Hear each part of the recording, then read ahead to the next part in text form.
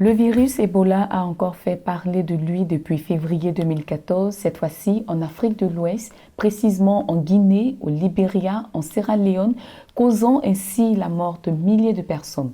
Cette épidémie a été l'une des plus mortelles depuis la découverte du virus en 1976. Quelles en sont les conséquences et les causes? Des solutions existent-elles pour guérir de cette maladie? Et c'est toujours avec le docteur Nda André que nous allons parler de l'Ebola, qui est notre thème du jour. Bienvenue, docteur. Merci, madame. Alors, docteur, qu'est-ce que l'Ebola? Ebola est une maladie virale qui cause la mort dans un grand pourcentage des cas. C'est une maladie mortelle. Et comme vous l'avez si bien dit à l'introduction, elle a sévi et elle continue de sévir, peut-être à un rythme beaucoup plus moindre, en Afrique de l'Ouest. Virus Ebola, fièvre hémorragique, alors toutes ces appellations, pourquoi l'appelle-t-on Ebola? Bien, on l'appelle Ebola à cause de la rivière Ebola. Ebola, c'est une rivière en République démocratique du Congo, proche de là où les premiers cas d'Ebola ont été découverts. Donc, c'est par rapport à cette rivière qu'on a donné le nom Ebola. Et maintenant, fièvre hémorragique, parce que l'une des manifestations majeures de cette maladie, c'est le saignement par la bouche, le nez et partout, et même sous la peau, et même à l'intérieur de l'organisme. Nous reviendrons tout à l'heure sur les manifestations. On a pensé que c'était une fièvre hémorragique, comme il y en a d'autres. Mais le nom retenu aujourd'hui, c'est la maladie à virus Ebola. La maladie, c'est l'appellation correcte. La maladie à virus Ebola. On peut s'arrêter tout simplement à dire Ebola, comme certains le font. Je crois que nos auditeurs comprendront qu'il s'agit de la maladie à virus Ebola. Ok. Alors, quelles sont les causes de cette maladie? Bien, la maladie à virus Ebola, comme son nom le dit, est une maladie provoquée par un virus filiforme, un filovirus. Ça veut dire que quand vous le voyez, le virus, il a la forme d'une corde, d'une ficelle ou d'un lacet. Donc c'est un virus qui est la cause principale de cette maladie terrible. Alors, docteur, comment se manifeste la maladie à virus Ebola? Bien, je voudrais préciser, avant d'arriver aux manifestations, madame, qu'il y a plusieurs types de virus. On en a découvert plusieurs, particulièrement au moins 5. Il y a le virus Ebola virus Zaïre, Soudan, Bundibugyo, Reston et la forêt de Taï, qui est en Côte d'Ivoire. Parmi ces 5 virus, il y a 3 qui causent des problèmes dans les populations humaines. Les 3 premiers, Zaïre, Soudan, Bundibugyo. Okay. Maintenant, le virus Reston se trouve surtout aux Philippines, en Chine, et il infecte surtout les singes et les cochons, les porcs. Maintenant, le Thai virus, c'est un virus qui a été découvert dans la forêt de Taï, en Côte d'Ivoire. Il n'y a eu qu'un cas humain, n'est-ce pas? Parce que ce virus avait décimé des singes, des gros singes, des chimpanzés de cette forêt. Et des chercheurs, particulièrement, je crois, de la Suisse, sont venus. Et l'une de ces chercheurs a attrapé le virus, mais elle n'en est pas morte. Okay. Donc voilà, il y en a 5. Celui de l'Afrique de l'Ouest que vous avez évoqué, les gens ont pensé, est-ce que c'est un nouveau, je crois qu'aujourd'hui, tout le monde est arrivé à la conclusion que c'est le virus Ebola Zaïre qui s'est retrouvé en Guinée et qui s'est propagé partout ailleurs. Alors, c'est ce même virus Ebola Zaïre qui avait été découvert auparavant Au Congo. En République démocratique du Congo, Ok. Zaïre à l'époque. Oui. Alors, revenons à notre question de tout à l'heure. Comment Oui. se transmet-elle donc? Bien, le virus se transmet de plusieurs manières. Prenons le premier mot de contact, c'est le contact avec des animaux infectés.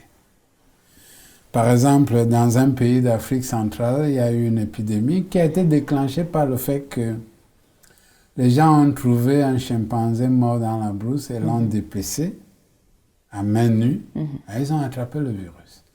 Donc la manipulation de la chair d'animaux infectés ou la consommation de cette chair lorsqu'elle est insuffisamment cuite peut transmettre la maladie. Maintenant, lorsqu'elle est déjà dans la communauté, parmi les hommes, le contact direct avec quelqu'un qui est infecté par ce virus peut transmettre la maladie. Ça peut être le contact avec cette personne, le contact avec les objets qui ont été par peut-être les vomissures de cette personne, ou même des objets qui ont été en contact avec ces vomissures peuvent également transmettre la maladie. Également, lors des cérémonies traditionnelles, en cas de décès, on manipule les corps, on les lave.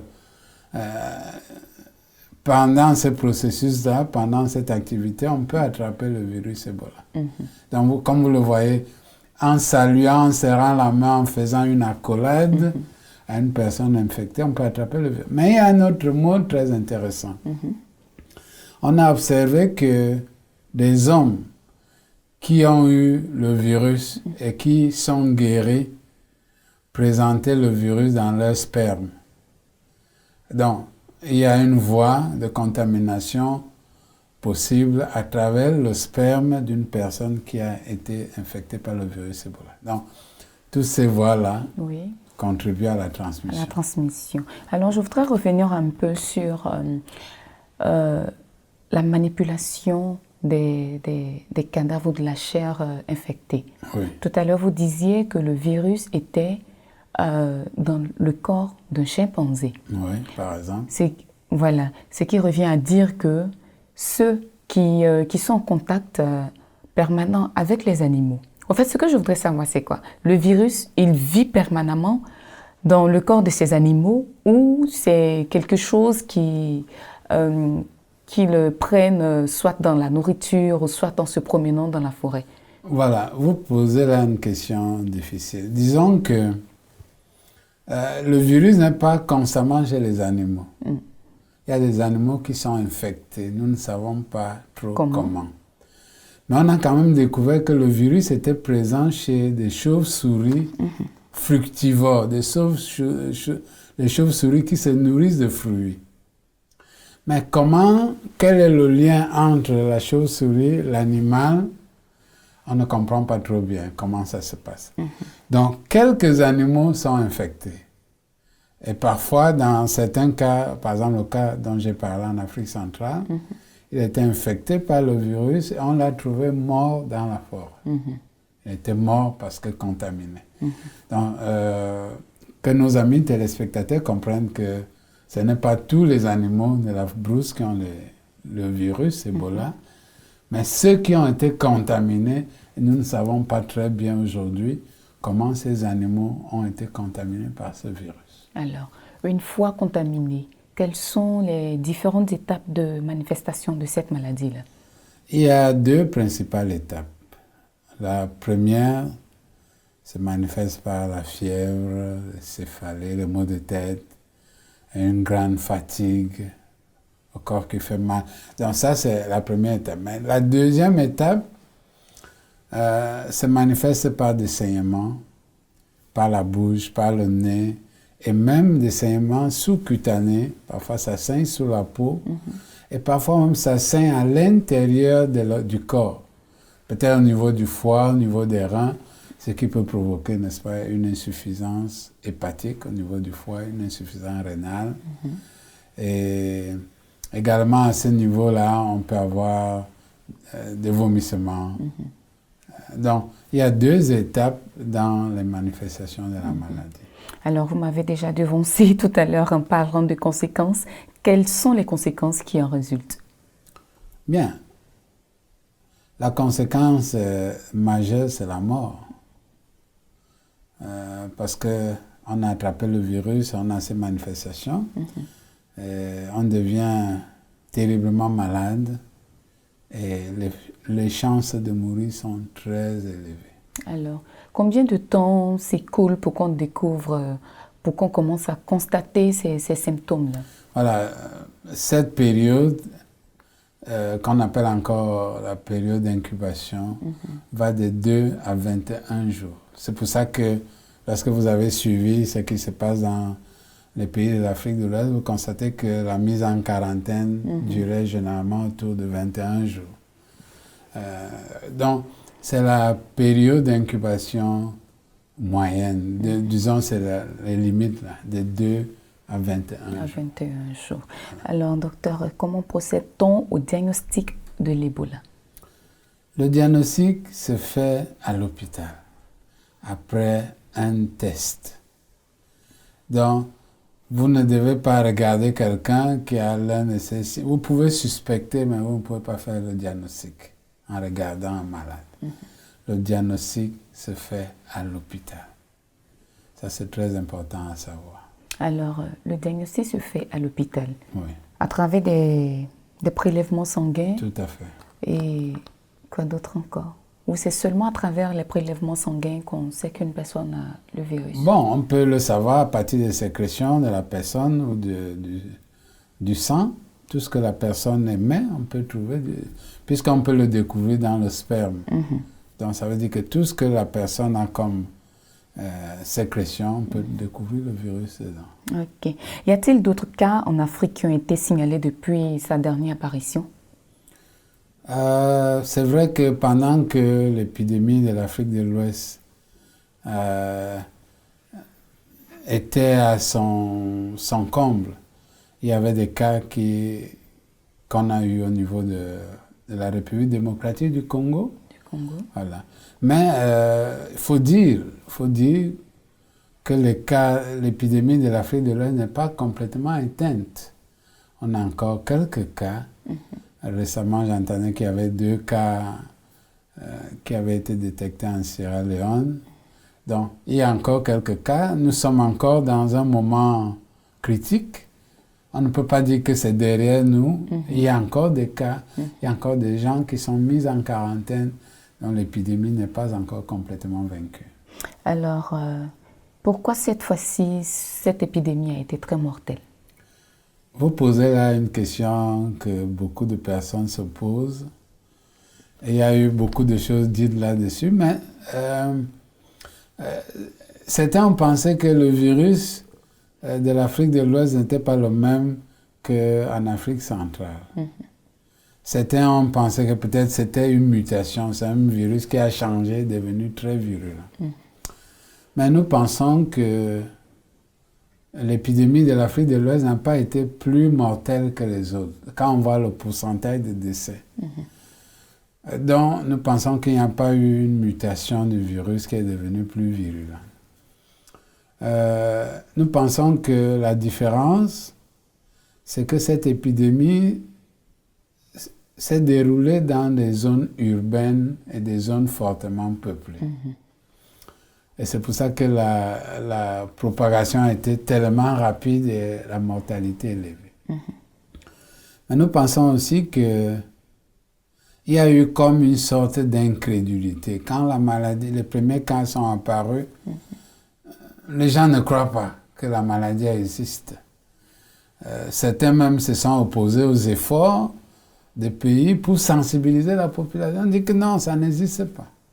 Alors, ce déni-là est très grave et permet que l'on ne soit pas préparé. Il faudrait également dire que les 3 pays qui ont été touchés n'étaient pas préparés. La riposte n'était pas là. Assez conséquente. Voilà. Donc, et là, on a appris une grande leçon. Je crois que dans tous nos pays, on doit être prêt à faire face à ce genre de problème. le problème ne va pas se limiter uniquement à la Guinée, au Libéria, en Sierra Leone. Je crois que tous les pays en Afrique centrale, en Afrique de l'Ouest, doivent avoir des comités prêts à réagir dans le cas où apparaîtrait à nouveau cette épidémie. Donc, ces pays n'étaient pas prêts. La réponse n'était pas prête. Et c'était des pays qui étaient relativement en difficulté. Ils n'avaient pas de moyens suffisants pour réagir face à un problème aussi grave que l'épidémie d'Ebola. Donc, voilà un peu tous les facteurs qui ont contribué. Nous ne pensons pas que ce soit un nouveau virus, mais le virus, cette fois-ci, l'épidémie est apparue proche des centres urbains, dans des zones très peuplées, et c'est parti comme un feu. Okay. Alors, docteur, j'aimerais qu'on revienne un peu sur les conséquences. Oui. Hormis la mort, pour celui qui a été infecté mais qui n'est pas encore mort. Alors, docteur, j'aimerais savoir quelle attitude adopter en face d'une telle personne, et puis les conséquences physiques, psychiques et morales. Ah oui, nous savons, je vais commencer par ce dernier aspect de votre question. Vous savez, en Afrique, la solidarité dans la famille veut qu'on assiste, qu'on s'occupe de sa personne malade, et même en cas de décès, qu'on prenne soin d'enterrer celui qui nous a été très cher. Ebola a mené une sorte de traumatisme psychologique. Ebola a ébranlé le tissu social de notre société. Représentez-vous que parce que quelqu'un était malade dans votre famille, qu'on isole toute votre case, toute votre famille. C'est vraiment un choc. Ebola a créé beaucoup de problèmes au niveau psychologique, au niveau social dans la société en Afrique de l'Ouest. Parce qu'on n'avait jamais vu un problème comme ça. Où on doit se séparer des membres de famille, on doit les isoler. Et ça a même causé une sorte de stigmatisation. Au point où les gens cachaient leurs malades. Tout à fait. Pour qu'ils ne soient pas stigmatisés, qu'on ne le montre pas du doigt, que voilà les gens qui ont Ebola. Et ça, c'est quelque chose de terrible qui a contribué à maintenir la flamme de la maladie.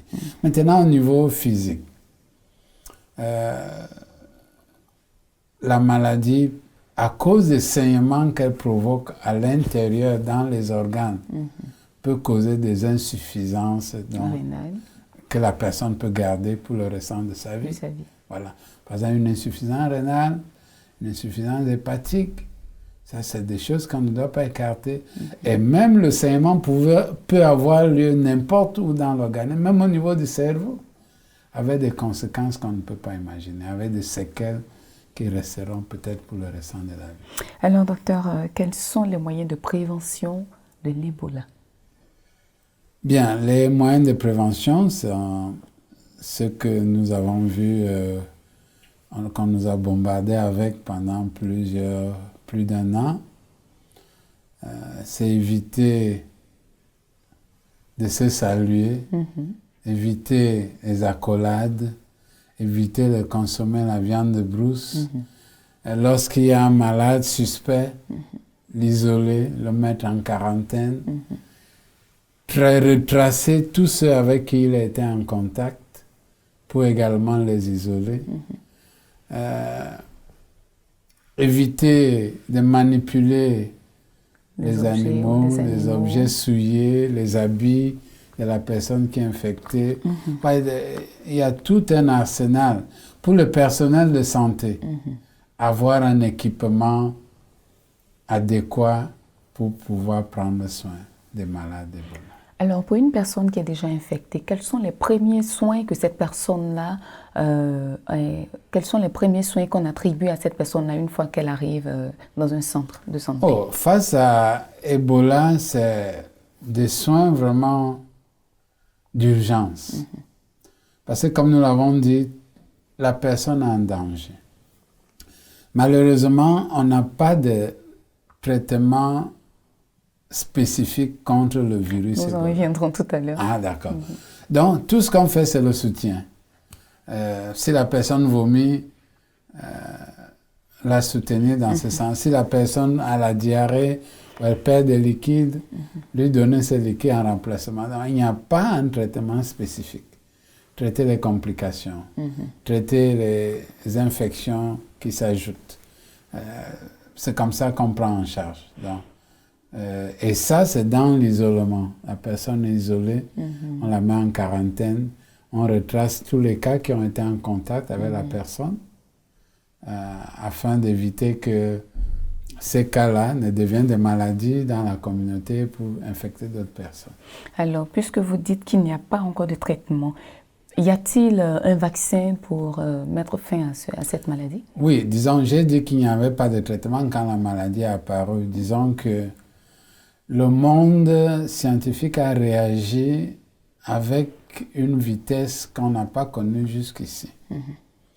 Pendant que l'épidémie sévissait, il y a eu des propositions de traitement, il y a eu des propositions de vaccins, ce qu'on n'a jamais vu avant. Et l'OMS, face au danger que représentait Ebola, a autorisé qu'on utilise ces traitements qui étaient encore à la phase d'expérimentation. Évidemment, ça pose des problèmes éthiques. Est-ce qu'on peut essayer le traitement chez les gens? Ça, c'est des questions que beaucoup se sont posées. Est-ce qu'on peut essayer un vaccin sur quelqu'un? Évidemment, l'OMS a pris le soin de mettre des garde-fous. Ça doit être bien expliqué. La personne doit choisir volontairement de se soumettre à ce traitement ou à ce vaccin.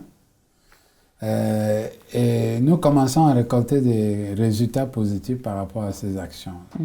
Voilà. Alors, pensez-vous que des personnes peuvent guérir complètement de cette maladie-là? Ah oui, il y en a qui ont été sauvés. Il y a des personnes qui ont été complètement guéries. Mais nous ne savons pas à la longue ce qui va se passer. Est-ce qu'il y a des séquelles sous-jacentes qu'on n'a pas encore identifiées? Il y a des cas, puisque nous avons dit qu'il y a un fort pourcentage de décès, mais il y a des cas qui arrivent à s'en sortir. La médecine aujourd'hui a évolué. Oui. Plus la technologie avance, la science évolue aussi à son rythme. Aujourd'hui, on nous parle de médecine moderne, médecine traditionnelle, où on rencontre des naturothérapeutes. Alors, pensez-vous que le charbon, qui est beaucoup utilisé aujourd'hui pour guérir certaines maladies, peut complètement guérir l'Ebola? Vous faites bien de poser cette question parce que le charbon m'intéresse au plus haut degré. Parce que je suis en train d'étudier ces remèdes naturels. Vous me posez cette question, je dirais oui. Parce que les vertus du charbon, je ne voudrais pas dire que le charbon sera un remède miracle dans cette situation, mais je pense qu'il pourrait permettre d'éviter beaucoup de complications et même de sauver certaines vies. Pourquoi? Le charbon a des capacités qu'aucun autre remède n'a. Le charbon peut absorber les toxines, les poisons sécrétés par le virus. Le charbon peut, n'est-ce pas, neutraliser, fixer le virus lui-même, le fixer et entraîner son élimination. Puisque l'une des manifestations, c'est le vomissement, la diarrhée, bon, c'est dans certains cas la diarrhée. Le charbon peut s'occuper de ça. Donc nous pensons que le charbon pouvait aider, pouvait apporter quelque chose. Nous ne voulons pas dire que le charbon permet d'éradiquer cela. Mais le charbon peut aider dans beaucoup de cas.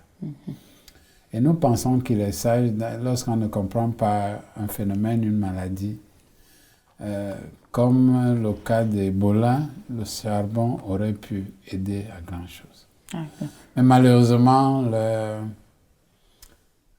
la communauté scientifique mondiale est un peu comme butée face à ce genre de solutions.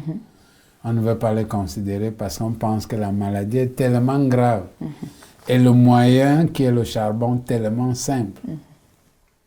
Mais nous pensons qu'on ne doit pas raisonner ainsi. Face à un problème aussi grave qu'Ebola, il fallait utiliser tous les moyens disponibles et surtout que le charbon n'est nocif en rien. C'est un phénomène, c'est un médicament c'est une solution qui n'a pas d'effet indésirable, qui ne pouvait pas davantage aggraver la situation des malades. Voilà. Il fallait bien utiliser le charbon. Alors, docteur, y a-t-il des maladies qu'on pourrait confondre à Ebola?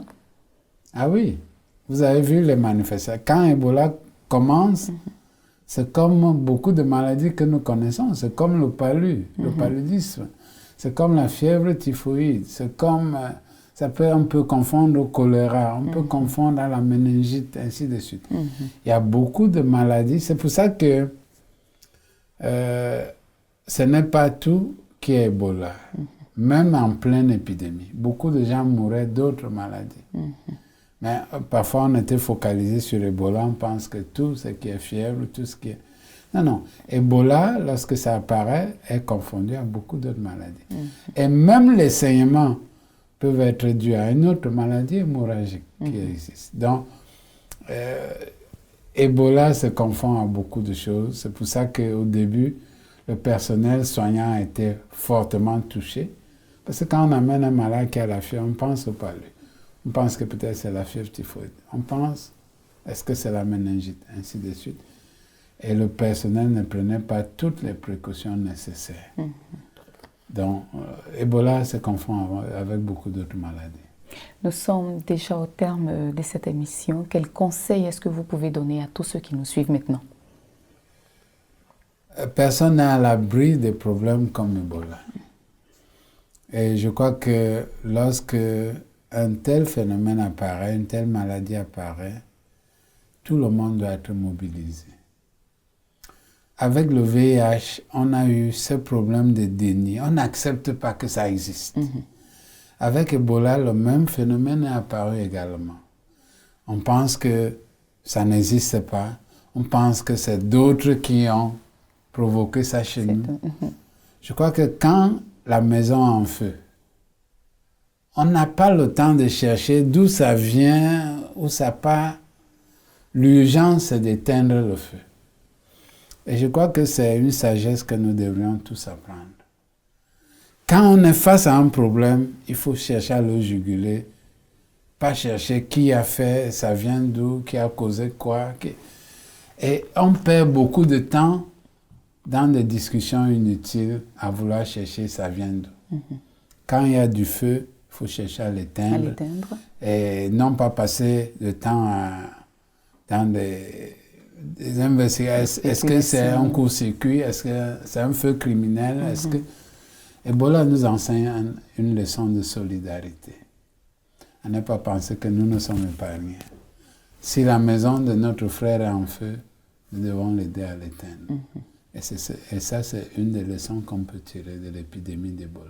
Alors, merci beaucoup, docteur. Et, chers amis téléspectateurs, nous sommes au terme de ce magazine pour ce qui concerne cette maladie mortelle. Nous avons encore une fois bénéficié des précieux conseils du docteur. Merci de rester fidèle à votre émission. Je vous dis au revoir et à très bientôt.